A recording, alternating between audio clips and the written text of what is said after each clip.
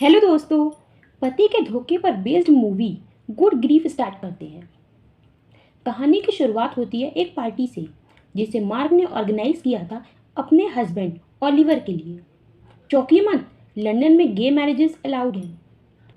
Oliver एक writer है जो अपनी नॉवेल्स पर मूवी भी बनाता है। उस पार्टी में मार्क के बेस्ट फ्रेंड्स थॉमस और रुथ भी होते हैं।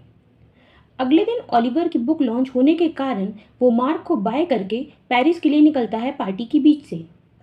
मगर अपनी गाड़ी से जाते वक्त उसका एक्सीडेंट हो जाता है और उसकी मौत हो जाती है सबके सामने।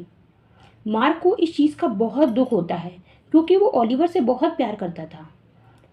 मार्क घर जाता है पर वहाँ भी उसे बस ओलिवर ही दिख रहा होता है।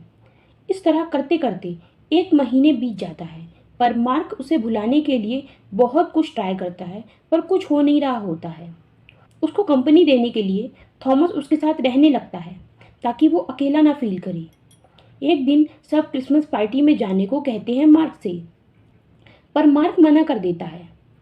वो उस क्रिसमस लेटर के बारे में बताता है सबको जो ओलिवर ने उसे दिया था। उसके दोस्त कहते हैं, अभी तक तुमने उसे पढ़ा नहीं? जिस पर मार्क कहता है वो क्रिसमस के लिए था। थॉमस कहता है, तुम यहाँ लेटर पढ़ो और अच्छे से रो लेना, दिल खोल कर, फिर पार्टी में आ जाना, हम तुम्हारा इंतज़ार करेंगे। लेटर से मार्क को पता चलता है ओलिवर को कोई और मिल गया था। मार्क दुखी तो होता है पर उस दुख को ना मनाते हुए वो पार्टी में चला जाता है जहाँ उसकी मुलाकात थियो नाम के आदमी से होती है जो कि पेरिस से यहाँ कुछ दिन के लिए आया था। थियो मार्क का नंबर ले लेता है और चला जाता है उसके दोस्त के मिलने पर।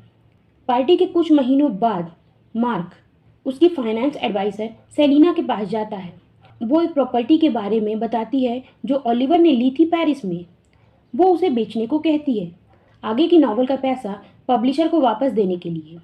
इस प्रॉपर्टी के बारे में मार्क को नहीं पता था पर वो समझ जाता है शायद ओलिवर वहाँ उसी लड़के के साथ मिलने जाता होगा। वो अपने दोस्त से कहता है, चलो हम लोग पेरिस चलते हैं घूमने के लिए, वहाँ मेरी एक प्रॉपर्टी है जो मैं बेचने वाला हूँ। वो ओलिवर और उसके एक्स्ट्रा मैरिटल अफेयर के बारे में अपने दोस्तों को नहीं बताता है। वहाँ जाने पर मार्क ऐसे बिहेव करता है जैसे यहाँ रह चुका हो। वहाँ के कबर्ड्स चेक करने पर मार्क को पता चलता है ओलिवर ने उस लड़के के लिए क्रिसमस गिफ्ट भी लिया था, जिसके बारे में मार्क शॉप में पता करने जाता है। पर कुछ ना पता चलने के कारण वो गिफ्ट शॉप को वापस कर देता है और उस पैसों से अपने दोस्तों को शॉपिंग करा देता है। दुख यहाँ बहुत दुखी थी और वो यहाँ अपने ब्रेकअप से बाहर आने के लिए पेरिस आई थी सबके साथ। एक रात पार्टी के बीच मार्क थियो के साथ चला जाता है बात करने, थॉमस और रुथ को पार्टी के बीच छोड़कर। थियो और मार्क आपस में डिस्कस कर रहे होते हैं जिस पर मार्क कहता है, मुझे लगता है मैं अपने दुख को सही से मनाता नहीं हूँ और उससे भागने लगता हूँ। ऐसा मैंने अपनी माँ के मरने के बाद भी किया था। पेंटिंग छोड़ दी थी ताकि उनकी याद न आए और खुद को बिजी कर लिया था सबके बीच, और इस बार ओलिवर के केस में भी यही कर रहा हूँ। थियो उसे एक राजा के महल लेकर जाता है और उसे वापस पेंटिंग करने के लिए मोटिवेट करता है। सबसे बाहर निकलने के लिए दोनों घर जाते हैं और दोनों के बीच किस होता है। बहुत रात हो जाने के कारण मार्क वापस ओलिवर की प्रॉपर्टी में आ जाता है। वो देखता है वहाँ थॉमस और रुथ नहीं है, पर नशे में होने के कारण वो सो जाता है। अगली सुबह थॉमस और रुथ घर आते हैं। थॉमस बहुत गुस्से में होता है मार्क से और कहता है, पता है कल रात क्या हुआ?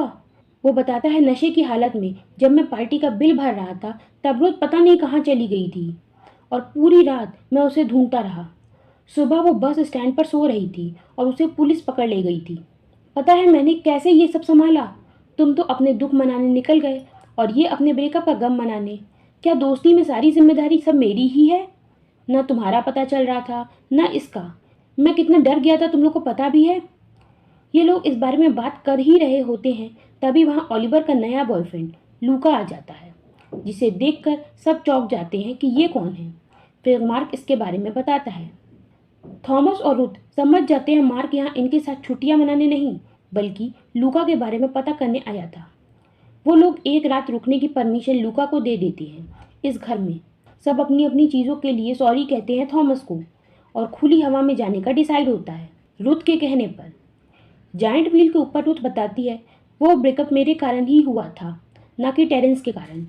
वो मुझे संभाल संभाल कर थक गया था और मैंने कभी उसके मन की बात समझी ही नहीं और अपना सच्चा प्यार खो दिया। जाइंट व्हील से उतरने के बाद थॉमस कहता है, मैं लंदन वापस जा रहा हूँ। रुथ कहती है, मैं भी चलती हूँ, मुझे भी टेरेन से बात करनी है अपनी गलतियों की। मार्क वहीं रुकता है। वो लूका को क्रिसमस गिफ्ट के बारे में बताता है, जिस पर लूका बताता है, ओलिवर से मैं शूटिंग के दौरान मिला था और हम दोनों करीब आ गए थे, पर ओलिवर बहुत अच्छा था, तुम्हें बहुत प्यार करता था और इस बारे में तुमसे बात भी करने वाला था। ये सब सुनने के बाद मार्क को अच्छा लगता है कि उसने अपने मन की आवाज़ सुनी और अगले दिन अपनी फाइनेंस एडवाइज़र से मिलकर वो ये प्रॉपर्टी बेच देता है। कुछ समय के बाद वो एक पेंटिंग एग्जीबिशन लगता है जिसमें उसने सबकी पेंटिंग बनाई थी। यहाँ पता चलता है रुथ और टेरेंस ने एंगेजमेंट कर ली। थॉमस को भी अपना बॉयफ्रेंड मिल गया था और अब मार्क एक नया घर ले लिया था शहर के बाहर, ताकि अपनी पेंटिंग पर फोकस कर सके। इस फिल्म से हमें सीखने को मिलता है कि हमें कभी भी अपने दुख से या गम से या डर से भागना नहीं चाहिए, उसको जीना चाहिए। आपको ये फिल्म कैसी लगी मेरे कमेंट बॉक्स में बताइए। दोस्तों, चैनल को सब्सक्राइब करना ना भूलें। फिर मिलेंगे। Thanks for watching. Bye bye.